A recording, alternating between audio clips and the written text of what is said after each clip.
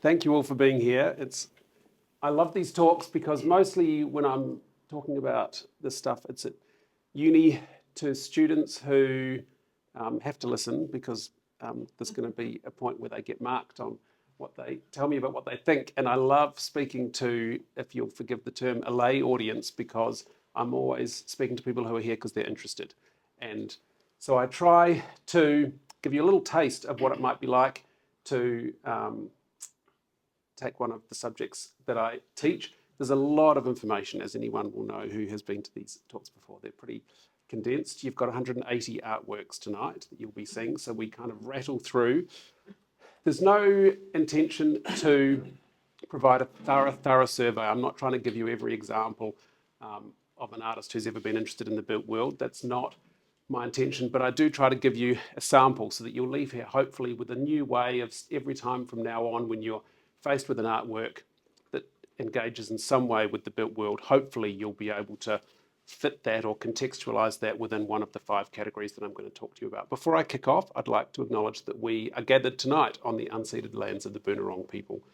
The Boonwurrung are one of the 5 language groups that comprise the Kulin Nation. So I pay my respect to elders past and present, of course, and to all First Nations Australians. I'd also like to pay respect to all of our Chinese friends in this country because, as you all may have noticed tonight, there's an incredible full moon in the sky. Today marks the full moon festival known as the Mid-Autumn Festival or the Autumn Harvest Festival, and it's the mythology goes that it's when the full moon is the brightest in the sky in the year. It coincides with the harvest, typically.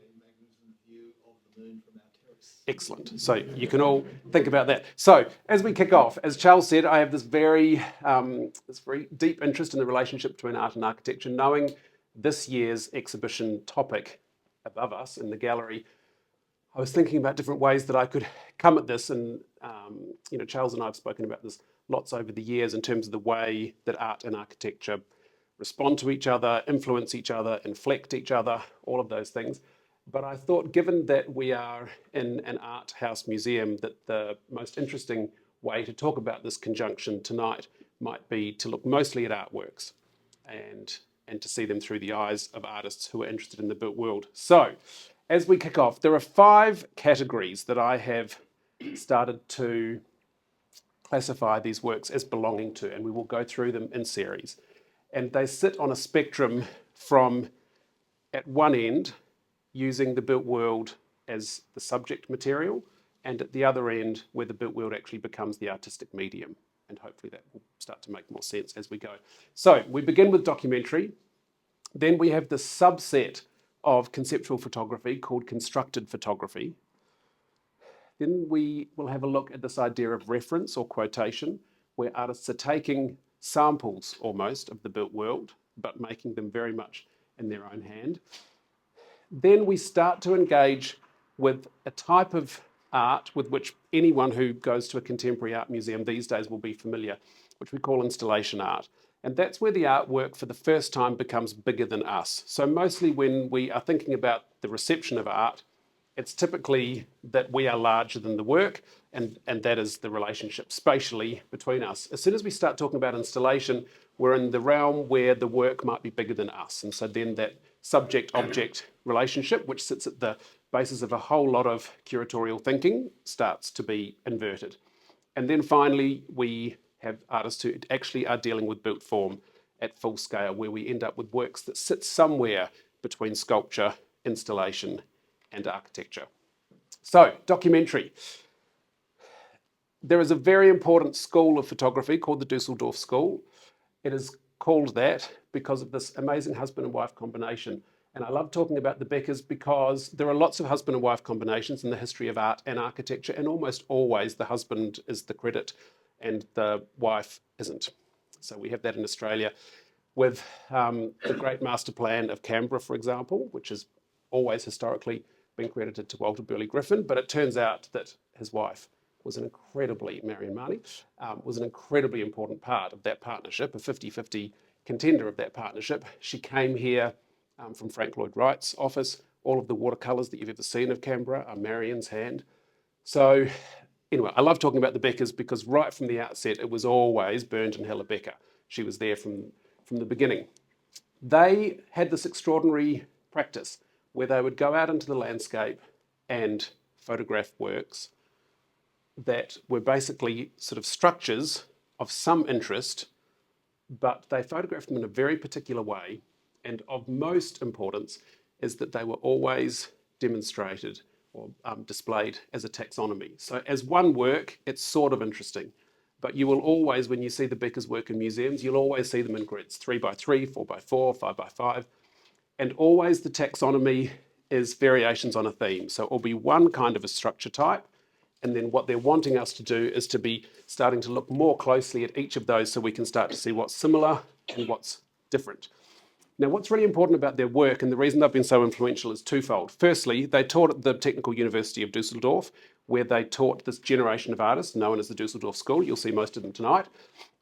So that's one huge impact they had. The other is that their actual style of photography is very particular. They always shot when it was overcast.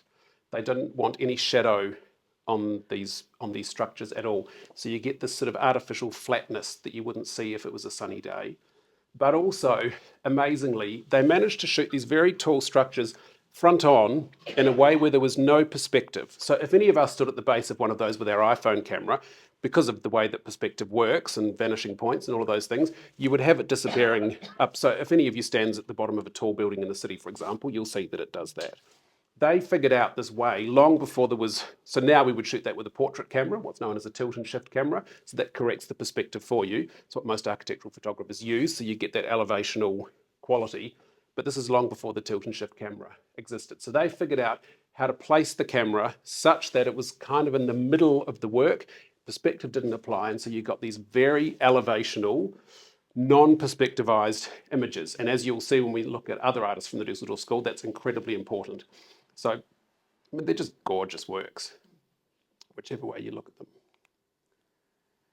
So there are a whole series, water towers, all sorts of farm equipment, but as I say, they're always displayed as a taxonomy.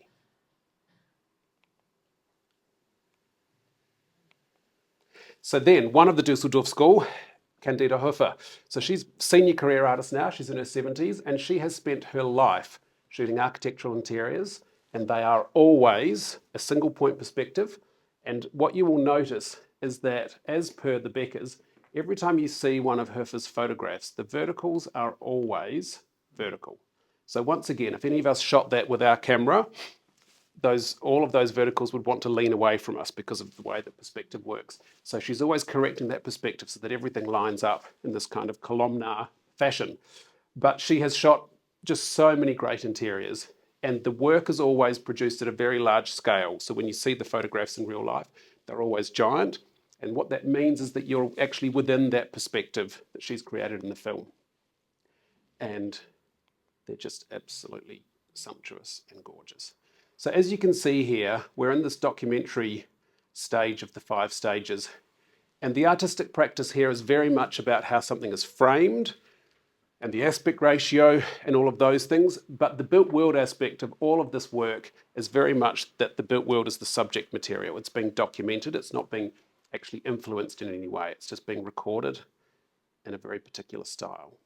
Now we've got Thomas Struth, also Dusseldorf School. Also, as you can see, there's very elevational treatments. This is the Milan Cathedral.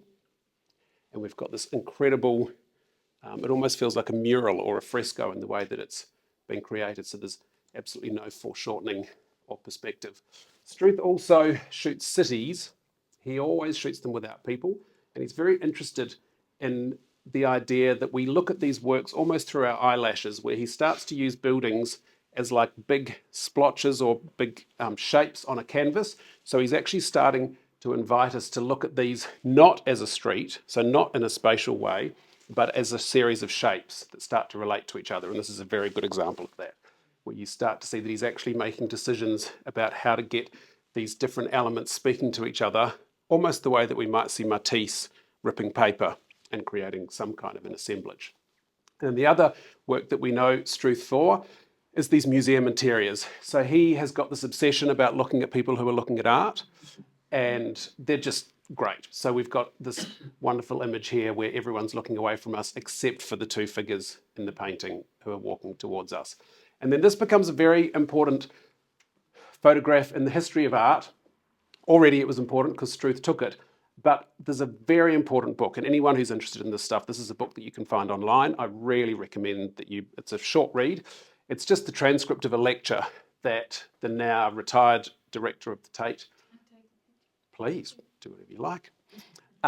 So this is Nicholas Sirota, and in 1999 he gave a lecture as part of the Rhine series where he spoke about this dilemma of modern art museums. It's a dilemma that we're now quite comfortable with, but at that time they really didn't quite know what to do because art practice was starting to evolve, and historically the art museum had always been a teaching institution. The idea of an art museum, and it was the way that art museums were designed with what's called an enfilade, so that's where you enter a room, you walk around the walls, then you re-enter the circulation axis, then you enter the next room, and it always used to be that as you made that procession, you were walking through the history of art. So you'd walk through the 15th century, and then you'd walk through the 16th century, and by the time you got to the end, you were sort of in the current moment. Then suddenly we had artists who were starting in the 20th century who were starting to become interested in art as an experience rather than art as some kind of an artifact. And so art museums were charged with this process of transition where they had to start dealing with art practice and art works that were no longer going to fit into that sort of traditional art historical mode. And he spoke about this in this lecture in 99, and as you can see, the Thomas Struth photo is on the cover, or a sample of it. And the reason that he talks about it is because at the point that we've got these huge Pollock canvases, so he talked about MoMA being one of the first institutions to show works that were interested in experience rather than interpretation. What we've got here is a floor that's completely in shadow, a very dark ceiling plane, and a work that is spotlit, and it's large, and the idea is that you would stand in front of it in the hope of having some kind of a spiritual experience. But no longer are we looking at a portrait trying to figure out who the person is, or a landscape trying to figure out which part of France we're in. This is a new sort of chapter. As I say, we've become familiar with that now, but what's interesting about Sirota talking on this and grappling with the dilemma of what an art museum is for is that soon after this, of course, Tate Modern opened, and the thing that Tate Modern gave the world was these incredible experiences that they would, where they would commission works in the Turbine Hall. And so for anyone who's familiar with Eliassen's Weather Project, for example, or any of those huge works, it was only about experience. It was not art historical at all. So that's why the Struth photo is important, is that it sits on the cover of Sirota's very important lecture. Marchand Merfre are a bit like the Beckers, a duo, French duo, who also document buildings. They're not part of the Dusseldorf School, just to be clear, but you can see the influence of the Beckers and the Dusseldorf School, in their work. Often elevational, exactly like this. And what's interesting about their work is that they often are interested in either buildings that don't make sense because of the way that they've been adapted, or decay. So this is a series they did in Detroit, as that part of America was starting to experience its decline. And so this is Michigan Station, incredibly beautiful neoclassical building that's in terrible repair. As you can see, all the glass is broken. But they're still presenting it like it's this very important historical artifact. These are some Detroit interiors. So these are buildings that in their day would have been absolutely spectacular, but they're still presenting them front on, single point perspective, and elevational.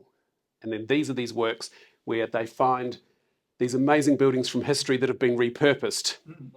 And so you feel like you're looking at a photoshopped image, but this is indeed a former theatre that now has a basketball court, and this is my favourite, a mosque that's now a gym. So they're sort of extraordinary.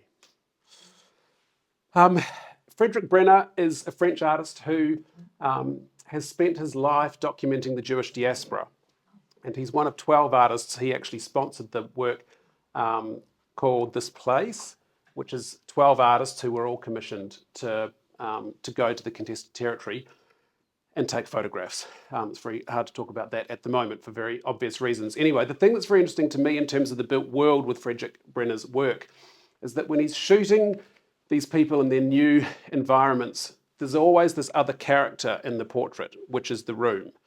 And so you get this real sense. So obviously we've got the people there. That's the reason that he's taking the photo. He would consider himself a portrait artist. But always the portraits have this incredibly strong relationship with or dependence on the backdrop. And I find that fascinating. I'm not quite sure. Oh, we're on to the next section. That gave me a surprise. Sorry, we'll go back. So, imagine that photograph with only the family, take the room out of it, and it's a very different photograph. So that way of contextualizing people in a home environment, often that they're probably brought with them, so that they feel somewhat connected to where they come from. It's pretty interesting. Next section, constructed photography. So conceptual photography is an art form that continues to be very popular for certain people. And this is a subset of conceptual photography where we've got artists who are making worlds, so they're sort of creating worlds and then photographing them. And the thing to remember here is that always in the world of constructed photography, the world that they make is not the artwork. So we never see that. It exists only in the studio. Often it's destroyed after it's been photographed. So the artistic output is the photo itself. But of course, they have to make these worlds to photograph them. So Andreas Gursky, part of the Dusseldorf School, the first photographer to ever really hit the big time in terms of big prices. So his photos, I remember clearly, about 2008, started to sell for €1 million for an edition. Now they're over that, I think 1.4 now. They're huge, so you get quite a lot of photo for your 1.4 million, so that's good. At least it's not like a little postage stamp. But so what's fascinating about Gursky is that always you're looking at something real, but you're seeing an image that doesn't actually exist. So this is the largest public housing building in Paris. This is in Montparnasse. This is actually the elevation of the building, but he takes thousands of photographs from different angles because there's actually a building in front of this. So this is a view that doesn't exist. So this building is there, but this view isn't. So he takes photos from anywhere that he can, and then he goes back to the studio. I say he's got a huge team. But anyway, they all very cleverly, in Photoshop, then start to correct that perspective and create this composite so that we end up with this perfect image. So it is a fact, it's just not a fact that actually exists with the human eye, if that makes sense. So I think he's pretty extraordinary. This is this amazing series that some of you would have seen years ago at the NGV, beautiful series. So these are sort of based on a Renaissance fresco, huge big works. These are the pits at Albert Parks. This is the Melbourne Grand Prix. And again, so these are real photos of the pit crews working, but it's a composite of hundreds of images that he splices together until he's happy with the image. So he uses actual photographs, but he uses them almost the way that a painter would. So he's putting them together and creating these composites to create this world that's sort of a fact, but slightly twisted. They're just gorgeous. Then we come to Laurie Simmons. Laurie Simmons has become more famous recently because her daughter is Lena Dunham, the great writer and actress from the TV series Girls, if anyone has seen Girls. But Laurie Simmons was part of the Pictures generation in New York, and she and her very good friend Cindy Sherman were both interested in this idea of artifice. They just, that idea of artifice found a different manifestation in their practices. So she started with collage. So she was taking all of these elements here and putting them together in a way that felt sort of real and deliberately not. That's just Cindy Sherman to show a different version of this idea of artifice. So for anyone who's familiar with Cindy's practice, it's always a self-portrait, and she sort of creates these worlds in these portraits. And again, there's always an airiness to the images because we sort of know that we're looking at a person, but we sort of know that that's probably not what they look like. And so this is a different kind of constructed photography with portraiture as its output. But what happened with Laurie Simmons is she went from that world of collage where she was creating these sort of dollhouse interiors, like almost like children's book illustrations. And then she started to actually create these interiors. And she used these doll figures, and she added just enough detail that we're not quite in that suspension of disbelief. Like we know we're looking at a doll, but there's sort of enough detail that it starts feeling like there's some kind of a hover between reality and imagination. And what's interesting about her fascination with dolls' houses is that they then made their way into sculpture, and then they made their way into probably the most famous doll's house of all. So this is a collaboration that she did with Peter Wainwright. This is called the Kaleidoscope House. So this is a doll's house. It contains miniature art, so you can see the Barbara Kruger text work there. So it's filled with designer furniture and fine art. And this is in the MoMA collection, so you can actually buy this from the MoMA store. But it's just interesting that she started with this interest in dollhouse interiors, creating constructed photos, and then she ends up doing this very famous doll's house. James Casebeer is one of the leaders in this world of constructed photography. He creates these absolutely gorgeous architectural models, scale models, and then he does something to them. So this is an early series. This is sort of the series that got everyone's attention. He modelled a series of architectural interiors where atrocities had occurred, and then he filled them with, he wants it to look like water. It's actually resin because he needs the viscosity. But the idea is that he's sort of rinsing or bathing away the sins of these spaces so that they are clean. So this is an interrogation room in Guantanamo Bay. This is a house in Atlanta, Georgia, where a family was murdered. And then this beautiful series more recently, this is the work of Luis Barragan, the great Mexican architect, where, again, he's modelling these really faithfully and taking photographs. And always with James Casebeer, there are sort of clues that it's not exactly real, but he goes so far to making it real that you're really confounded. And that's sort of the great success of his work. And again, with Casebeer, the work is always produced at quite a large scale, which is lovely.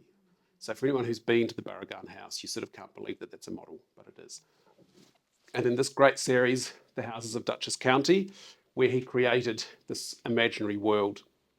And this work, well, this series was based on the subprime housing crisis in the States. So it's all of these sort of idealized suburbs, and you don't see any people. So that's the actual model. And then these are the works that he creates from it. So this is the work that I saw first when I first came to know his work. And it's just that great moment when you stand in front of an artwork where you don't know the artist or their practice and you're just not exactly sure what you're looking at. And that's the great thing about constructed photography, is that there's enough detail that you think that you might be dealing with an aerial photo, but then of course you're not. More recent work, which talks about climate change and waters rising. He does these beautiful, so again, physical model, but often based on well-known buildings from history. So that's based on one of Paul Rudolph's houses from the Florida Keys.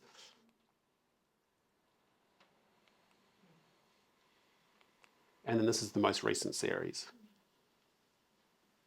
Very interesting work. Gregory Crewdson, amazing photographer, who often is shooting the real world.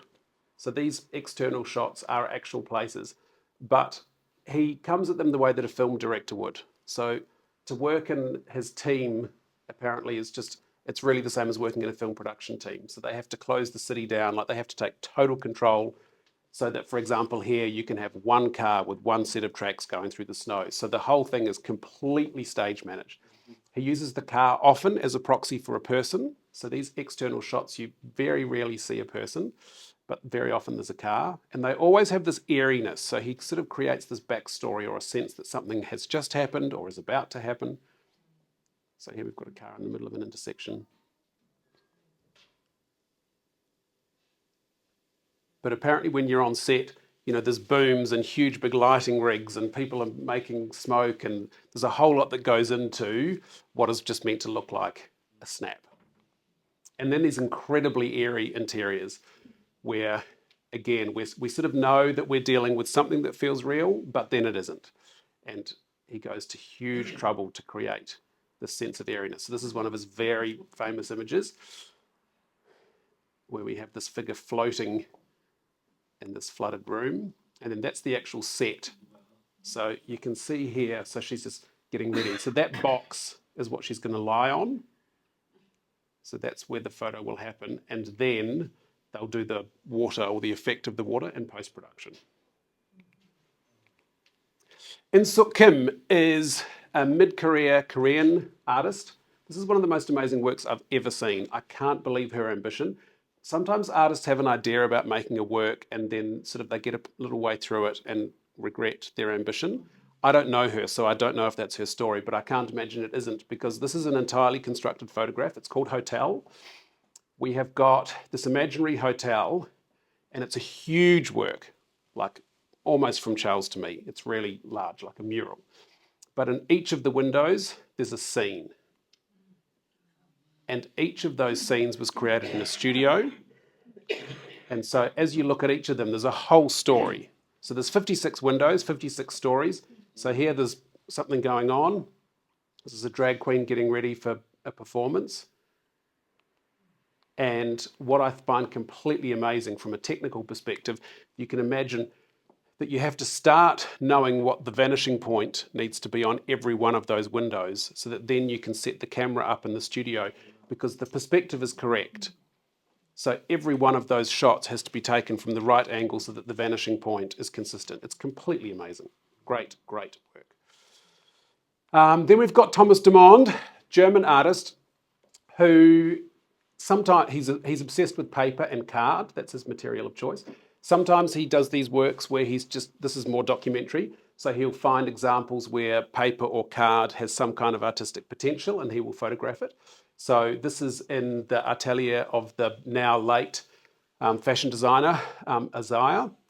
So these are patterns that are just hung up in the studio. These are paper models in the architecture practice Sana in Japan. And then sometimes he creates these worlds which are deliberately a bit clunky. So there's no intention here that we're mistaking that for a city, even though the proportions and the way that the light is falling and all of those details are city-like. We know that we're dealing with an abstraction, but then we have a work like this, and this is entirely made of paper and card. This is the control room from the nuclear reactor that exploded in Japan. And again, the work is the photo, it's not the model, but you can imagine what that takes to create that in paper. Very amazing, ambitious artist.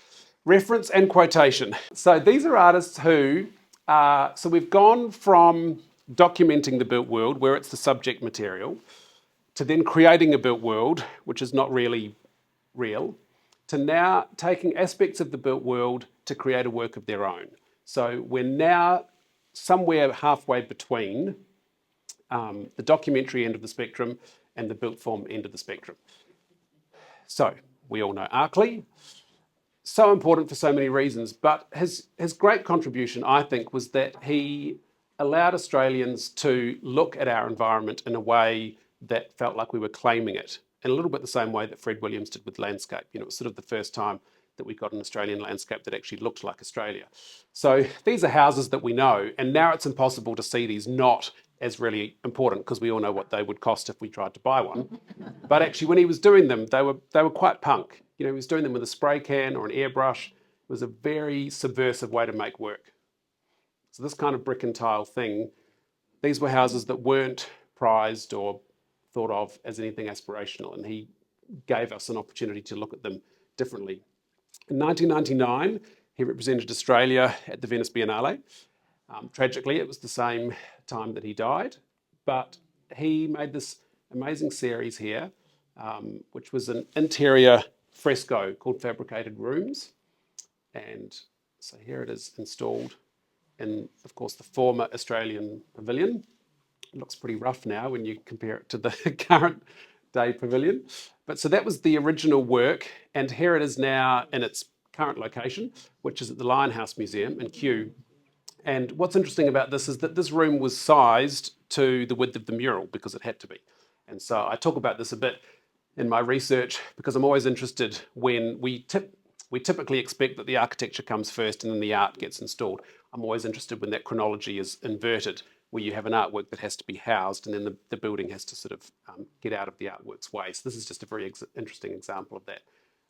But a very beautiful work, and obviously a direct quotation of suburban interiors from Australia. You also have this great moment in this building where these ribbon windows, you can look through them, and that fresco almost starts to feel like a diorama. So you're in this world where the backdrop, you start wondering if it's real or not. Darren Wardle makes work that is based on real buildings. So many of you will know this is the Great Seidler House. But he sort of presents it in a way that's incredibly fresh. So we're sort of aware of the quotation. It's literal. He's not changing any aspects of the building. So even the fenestration and all of those things are pretty loyal to what we're looking at in terms of the reality. But then, of course, he's presenting it in a way that's very original. Paul Davies, the work could be seen in terms of the output as similar. But here we're dealing with a different version of quotation, which is these are houses that don't exist. So they are in an idiom that we recognise. So we can sort of piece together here. We've got a Lido pool, we've got some kind of a modernist pavilion, and we've got some palm trees. So we're probably in California. We can kind of make all of those connections. But this is not a real place. So he's not depicting anything except for like the possibility of a built world. But it's a very particular way of working where he uses stencil and a very restricted or abstracted colour palette. Doho So, incredibly gifted artist from Korea originally, makes these worlds out of fabric. And to see these up close, if anyone's ever seen them in a museum show, you sort of can't believe they're real. I don't know how many million people he has working for him because they're literally stitched by hand, like it's completely extraordinary. And of course, they have to be self-supporting. So there's wire in there, and I don't know how you even start with this. But what's amazing when we're talking here about reference or quotation is that it's immediately obvious what the original was. So we know what this is drawn from, but it's just presented in this completely new way, including, of course, that it's translucent. So they're very amazing works, sometimes site-specific, so this is size to the room, obviously. But then often his work is about memory. So his artistic practice has taken him to New York and then London. And so often if he's feeling homesick, he will do a work that's a reminder of a previous home. So when he was in London, he modelled the kitchen and the bathroom of his New York apartment, for example. But as you can see, the level of detail, I mean, it's literally down to the taps, that the P-trap under the bathroom basin, completely extraordinary.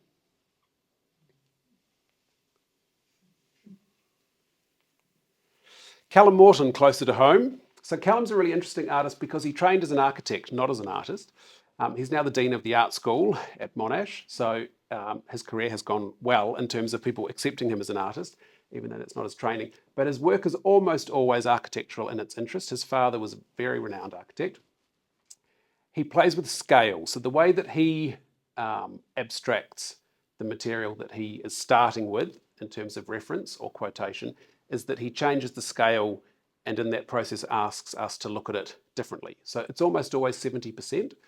That's his preferred scale. So we're looking here at a modernist pavilion. This, of course, is the Farnsworth House. Many of you will know this from the freeway. And, these works are great because from a distance, it just feels slightly like a hotel.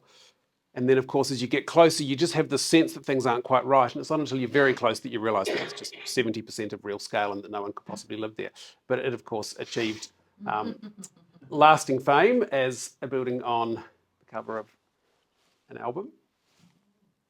And then this is his best known work. So he represented Australia at the Venice Biennale in 2007. This work is called Valhalla.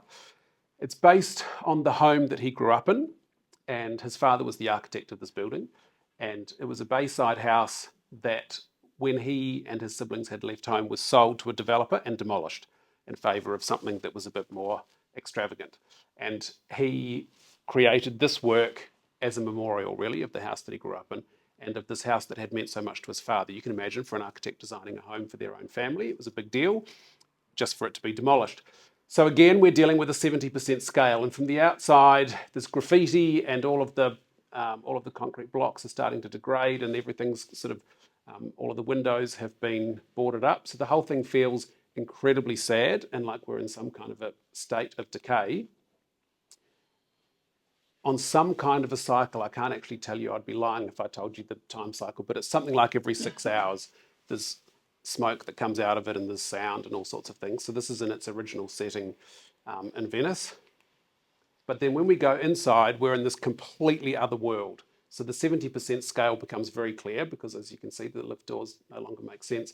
But so you have this building from the outside that's one thing, and then when you walk inside, it's incredibly clinical.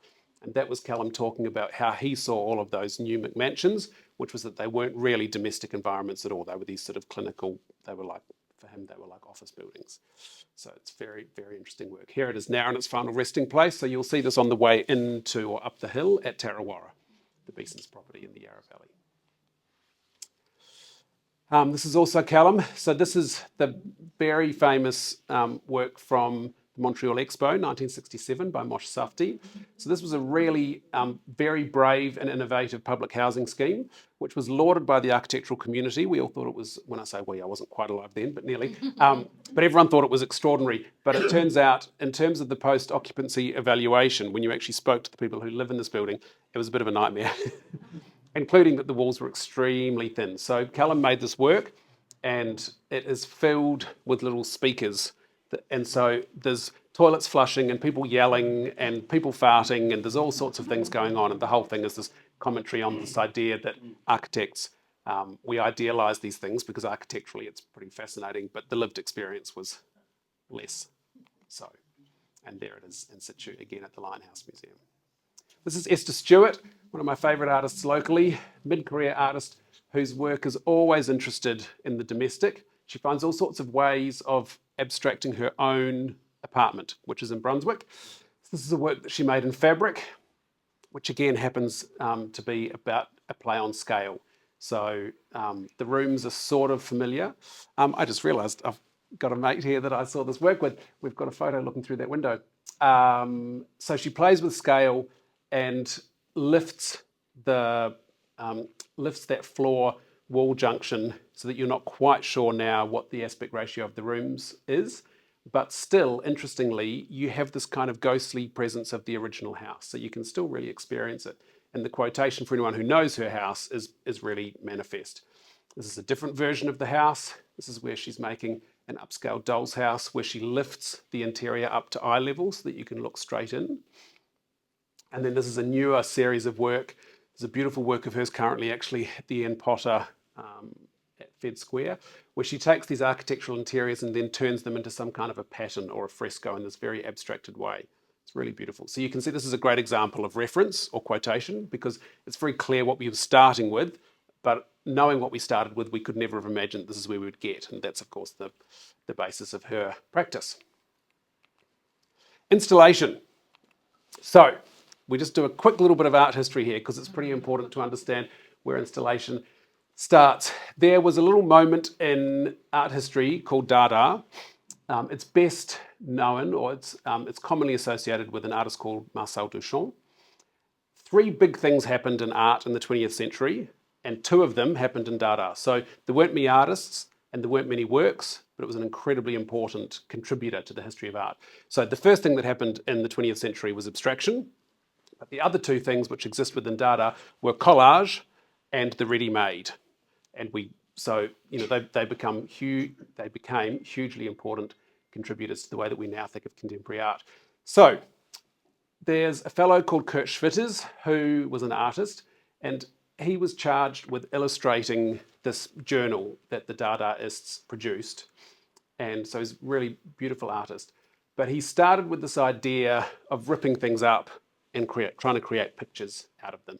So his collage began as just very two-dimensional, but as he started to gather steam, he started collaging objects, so still within a frame, still wall-bound or wall-hung, but they started to come away from the wall. So it was the very beginning of something that felt spatial. And so then from here, he became interested in what might happen if you made a collage that was large enough to actually inhabit it. And thus, this is not my theory, this is the widely held theory, Kurt Schwitters is always spoken about as the parent of installation art. So this is his apartment. And so he took that idea of collage and just upsized it until it was actually at the scale of a room and you could walk through it. So this is called the Merzbau. It was built in 1927. It stayed there until 1943 when it was destroyed in an English air raid. So it's in Hanover. And it's really only because of these photographs that we have a record of it at all. Then, with permission from his son in 1981, still in Hanover at the Springer Museum, a show was mounted which brought together a whole series of works that had been destroyed in Hanover during the war. So the great Swiss curator, one of the really first important curators, because we sort of take for granted how important curators are now, but it's quite a new profession. It's like project managers. They didn't really used to exist. And Charles and I wish they still didn't. So this was remounted in 1981. And so this is the new work. So Harold Zeman was the curator, and that's important just because in the history of curatorial practice, he was one of the first who started to move the art museum or the conception of contemporary art towards things that you could kind of engage with in a very different way. It was no longer about pictures on walls and sculptures on plinths. He was very interested in this stuff and recognised that Schwitter's work was miles ahead of its time and sort of brought it back into popularity. And there's a lot of talk in the art world now about how great it would be if we can see this remounted, because we've got generations of art lovers who've never had a chance to experience the Merzbau. But it's just important to recognise that from this thing that we now know as collage, we really gained this world of installation art. Then, this is Miroslav Balka, Jewish Polish artist, who makes these extraordinary works, almost always in a museum setting, that interrupt the architecture. So clearly, I was saying before that installation for me, you can really define as a work that's larger than you, so you're inhabiting it rather than looking in on it. He sort of makes these confounding works where it almost feels like there's been a mistake. So there's just a whole part of this gallery that you can't access because he's just put this wall there. And then sometimes they very deliberately hover between sculpture and something that approaches a building, but we can see that it doesn't have a function. And you'll see that in the final section, there's another artist who does the exact same thing. So we're starting to deal here with work that's not exactly sculpture, it's not exactly architecture, it's kind of somewhere in between, and so we would call it installation art. Often he uses fragments, so things that we sort of recognise from the built world. So he's inviting us to walk through that doorway, even though all of the proportions are sort of odd. And then this is a very important work that he made, which was in the Turbine Hall. I spoke earlier about the Turbine Hall. I think probably the most significant display space in the contemporary art world, just simply because of its scale. So this is this amazing work that was made in steel. Makes a very deliberate reference to this idea of human transport, obviously in a very tragic way, but the scale is like completely bonkers.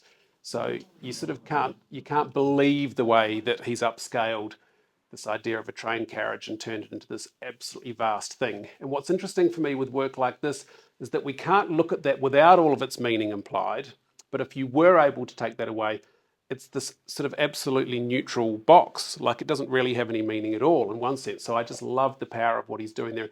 That's where installations can be so significant, because they are this immersive experience where it's impossible to not make those associations, because they are at the scale of the built environment, and so we relate to them differently. And even the photos are just fabulous. Alicia Quadra is a Polish artist based in Berlin. I love her practice. She's well supported in Melbourne, or well represented in Melbourne, I should say. A former curator from the NGV is a big fan of her, so the NGV has acquired some of her work. Recently, one of her works was in Federation Court, in the space into which you enter at the gallery. She creates these worlds with frames where you're not quite sure if you're looking through an empty frame or whether there's a mirror. And without going off on another track, there's this thing that exists in philosophy called phenomenology, and there's a lot of artists who are very interested in that notion. And phenomenology is really about work that makes us reflect on the fact that we are viewing the work, if that makes sense. So we become aware of our place in the world. And Alicia's work is extremely phenomenological in that way, because it's impossible to engage with the work without engaging with your own reflection.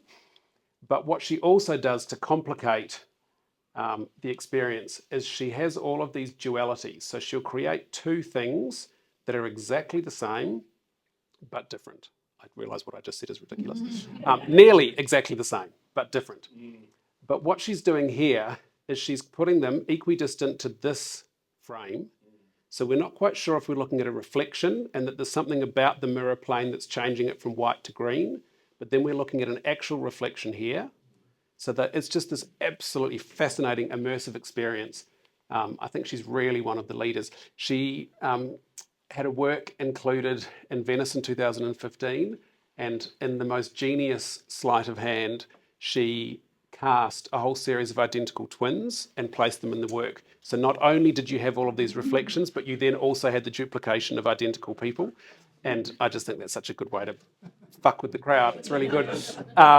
Anyway, the work is brilliant, and she's really interested in what happens as a viewer when you change your position and the way that you're constantly being asked to look at things anew. Theasta Gates, incredibly important African-American artist. Grew up on the south side of Chicago, where he still lives. He's made an absolute fortune. His work is extremely popular and very well collected. It's extremely expensive, and all of the money that he makes goes back to the community. He's a really amazing human. One of his obsessions is about capturing Black history, because these are books that weren't ever collected by public museums. And so one estate at a time, he has gone around and bought people's books, or gotten permission from families to take their books. And he now does these extraordinary worlds that are sort of like an abstraction of a library. It sort of reminds me a bit of Labyrinth or something. So I think he's got 40,000 books now in his collection, but he just makes these amazing works. So sometimes it's just about the spines. They're absolutely amazing. He's a great, great artist. He also, you might have seen his works, he very often makes these beautiful, they're almost like abstract paintings where he uses fire hose and creates these beautiful stripy, very long works. His father was a fireman, so he's got this real thing about the fire hose as this, as having this kind of potential to make abstract paintings. Final section. We're not going too badly, that's pretty good. So now we're dealing with artists who are actually using built form as their medium. So no longer are we documenting the built form or abstracting it in some way in the form of reference or quotation. We're actually dealing with sort of architecture. This is Dan Graham, who died in 2022. He has spent his career making these really very special glass pavilions. And Alicia Quade speaks explicitly about the influence that he has had on her practice. You can see the similarities. So he's often playing with what is a clear piece of glass versus a reflective piece of glass. And again, the work is extremely phenomenological. So he's very interested in us becoming aware of our role as the viewer when we're engaging with the work. They're almost always in the landscape, and people love them.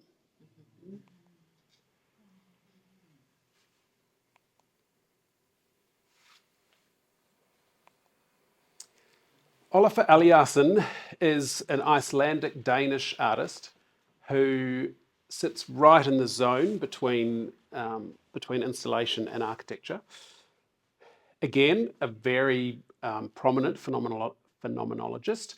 He's very interested in not only asking us to consider our position apropos the artwork, but also to understand scientific phenomena. So he's one of the artists who engages the most devoutly with science or fact. He does a lot of work with colour, but often he's also playing with reflection. This is a commissioned work in the Hall of Mirrors in Versailles. So he sort of creates these worlds, and they're so immersive, and you almost feel like you have to kind of have a sit down afterwards. Like it's really as much as you can take. So this is a really good example of his colour work. So he does these rooms where he floods them with a single colour. And the way that our retina works is once it's been saturated with a colour, we can't see that colour anymore. So there's a point where the retina can no longer read that colour.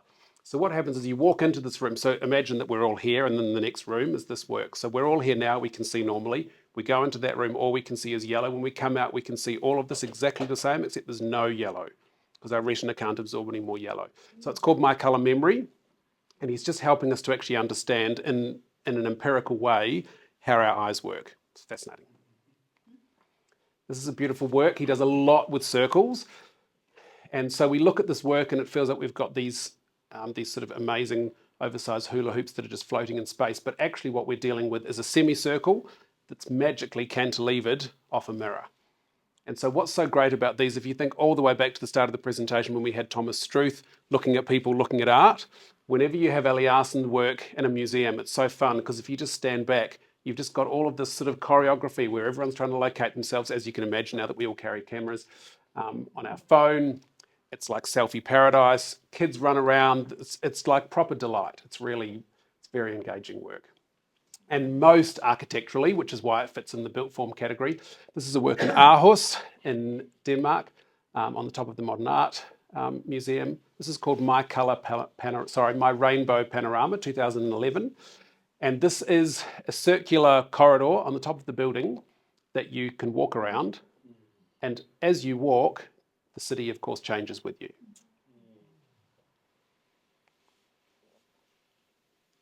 And the thing I love about Eliassen's work is that as soon as he's done it, it feels like, oh, well, who couldn't have thought of that? Except that no one did. Like, he's so brilliant, and he's just so happy. Like, his confidence is so great. Like that work, My Colour Memory, just the confidence to just make a yellow room and then let everyone experience the wonder of what that means to have your vision changed. Yeah, I just think he's a very, very brilliant person. Per Kirkeby, still in Denmark. Really, really interesting artist. Always works in brick. This is the one material that he works with. I'm always interested in artists who just choose one thing and then they spend their lives. I mean, of course, it's called a practice. So it's interesting when they just keep asking the same question, but in different ways. So sometimes he does these maquettes, which you'll find in a gallery. And in that setting, they read a little bit more convincingly as sculpture.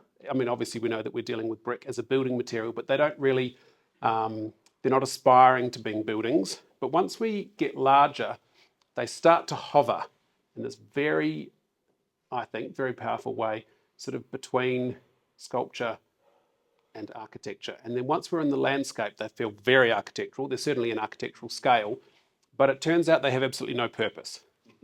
So, I mean, it's the most gorgeous plan. It's a really beautifully designed thing. And so he's deliberately ambiguous about what these works are. So he wants you to sort of put your own reading onto them. So it could feel like a chapel, it could feel like some kind of a monument or a totem, but he uses red brick because for him it's the most neutral of all materials. So he feels like it has no real cultural association except that it's the proto-element of the world that he's grown up in. So the buildings that he knows are all made of red brick, and then he just uses that to, it's almost the same way that a potter might use clay.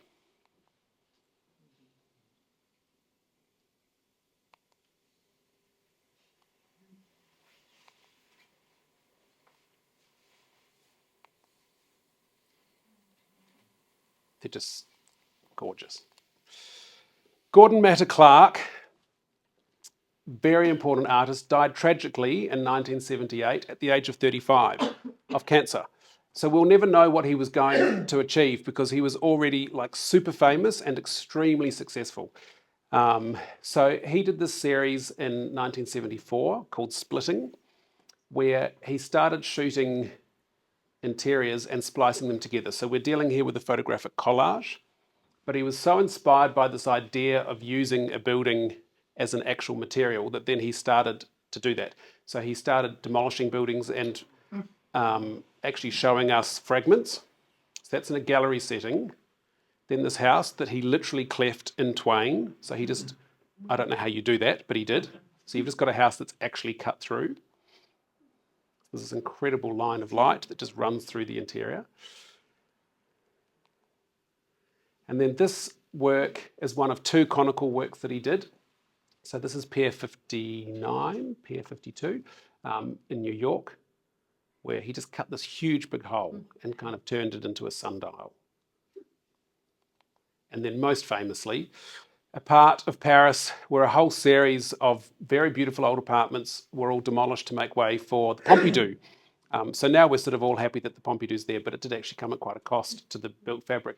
Anyway, he got permission to, this work is called Conical, to inscribe or incise this absolutely perfect circle in the facade of the building. And what's amazing about it is that now the only record we have of that is the photo. So even though he was dealing with the built form as his material, what we have now, similar to all the constructed photographs, is that we just have an image as a way of recording that it had happened at all. Rachel Whiteread, one of the greats, Turner Prize winner. Rachel, I mean, that's a lecture in itself. She's really one of the most amazing artists. So her work is all about memory, and she's obsessed with this notion of trying to capture the ephemeral. So all of her work is the cast negative space of an interior. So this is a series that she did called Detached. So it's all these detached sheds from allotments in London, where she casts the interior of a shed. So if you can imagine that you fill up the building and then you take the building away, and that's what's left. It's an incredibly powerful idea. This is a series that she did. This is at Tate Britain. This is the space under chairs.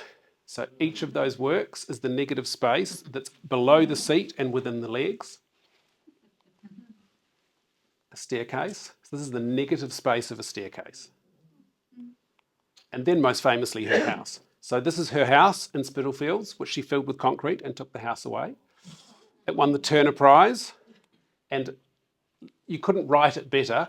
Within a week of it winning the Turner Prize, it was demolished because the people of Spitalfields were so outraged that they had to live with this thing in perpetuity that it was demolished. So again, just like the constructed photographers, all we have now for this as a way of engaging with this work is a series of photographs. But it's so, I don't know how she does it in terms of the actual fabrication, but you can see here we've got the trace where the stair comes down, like we've got all of the window frames and joinery. It's like flawlessly constructed. Great, great artist. So that is the space of a house. A couple of artists that I just wanted to mention. We're talking here about land art, but again, they're at the scale of buildings.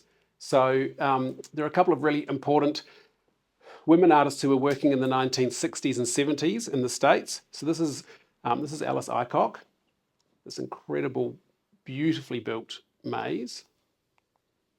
And then Mary Miss. And again, these works sort of hover between being sort of sculptural or an installation, or is it a real thing? Because as you can see with the human figures there, they're absolutely at a human scale. Michael Heitzer, extraordinary artist who makes these sculptures that are just so vast you can't really believe they're real. So this is at Glenstone in Potomac in Maryland. If anyone is ever in Washington, D.C., you just have to go to Glenstone. It's my favourite cultural outing ever, which is not a small claim. It's just the best.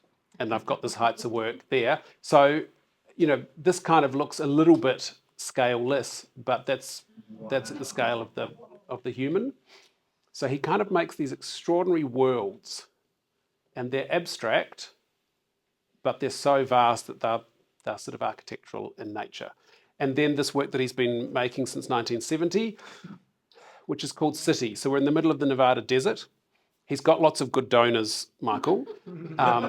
And so he has created this world. I mean, it's literally a world. It looks like it's digital, but it's real. You can visit it. They let very few people there a day. Like it's a hot ticket, because what they want is that you have that feeling like you're on the surface of a new planet, or he wants that. He doesn't want it to feel like a museum. But just to get a sense of the scale, just pay attention here. We've got this little bank, sort of bank moment with a little bit of something that we can't see that clearly. This is that. So it's just, it's literally just like a world. It's like Chadston, but better.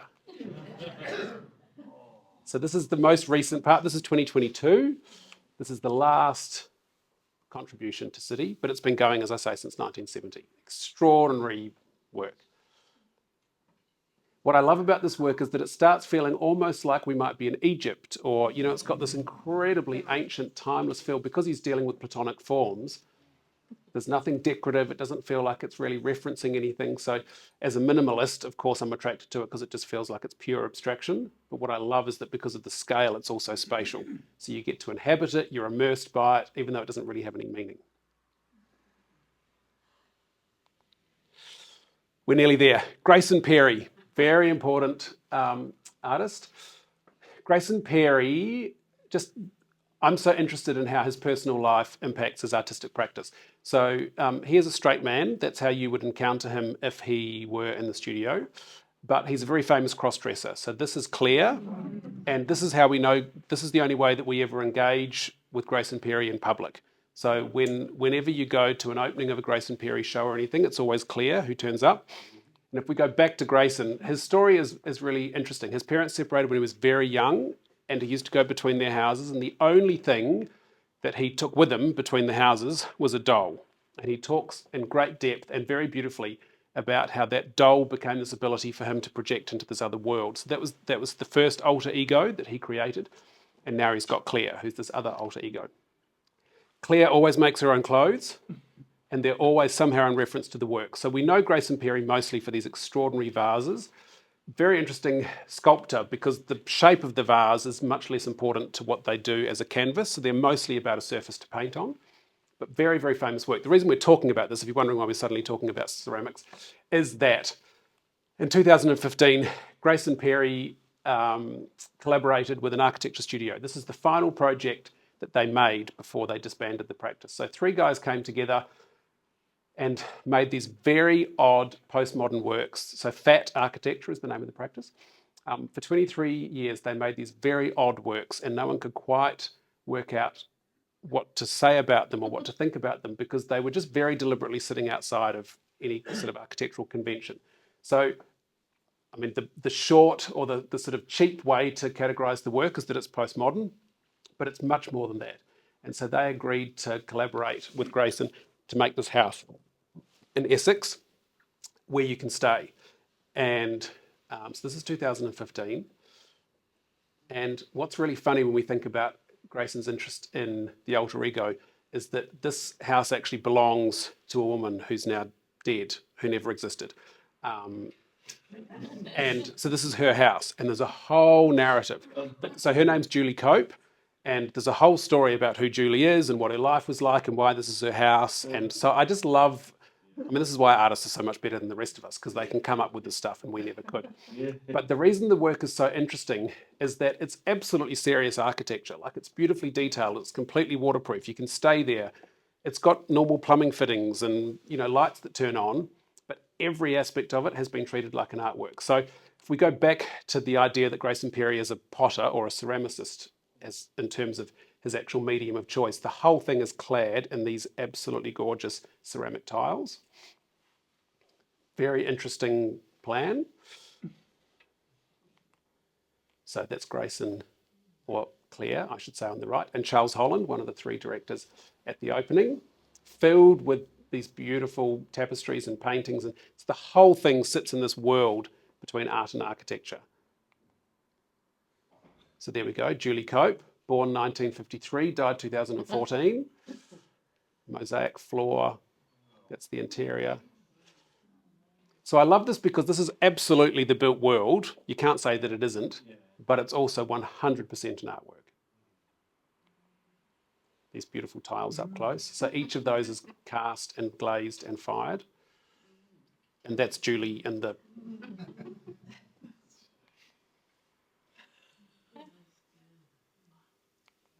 And we're going to finish with buildings that operate as some kind of a substrate or a canvas for art. So this is in Geelong. This is Daniel von Sturmer's work. So it's this huge mural that's the size of the wall that's always running liquid. But it's interesting to me because it transforms the building, even though it's very clearly an artwork. So this is a mode that we're much more familiar with because the billboard has become such a huge part of the city experience. But here, rather than billboard, it's much more building as canvas. Then a really great example of a building as canvas. So this is part of the Sydney Biennale. It's beautiful work. Barujiji carrying this incredible animation that runs for 6 minutes. And then we finish here. This is my hometown of Christchurch. This is the English artist Martin Creed. He's made this work a number of times. So I think the work is actually dated 1976, something like that. But this was a gift to the city of Christchurch after the earthquake. And given what we're dealing with in the world at the moment, this is where I'm going to leave you, because let's hope that that's true. Thank you all so much.